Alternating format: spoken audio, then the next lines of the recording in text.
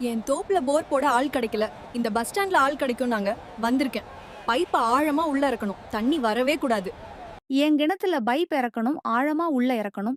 தண்ணி குபுகுபுன்னு வெளியே வரணும், முடியுமா? நீ கவலைப்படாத செல்லம். என் பைப்ப ஆழமா உள்ள இறக்கி மாமா கதற விட்டுறேன் போதுமா? பகலான சாந்தமா இருக்க எரவானா என் கிணத்துக்குள்ள ஆழமா பைப் இறக்கி என்ன கதற விடுறியே. எங்கடா கத்துக்கிட்ட? இந்த வித்தைய ரொம்ப பிடிச்சிருக்குட. நீ என் காட்டுல தினமும் ஒரு போர்வெல் போடுற. பக்கத்து வீட்டு ஆன்ட்டி தோட்டத்திலயும் ஏன் போடுற? ஆன்ட்டி தோட்டம் ரொம்ப பெருசு. நீ என் உளுந்த வடையில தேன் தடவி சாப்பிடுற. உன் அப்பா என் கஞ்சி பானைக்குள்ள கைய ஒட்டி கின்றாரு. ரொம்ப பிடிச்சிருக்குடா. நீ என் உளுந்த வடையில தேன் தடவி சாப்பிடுற.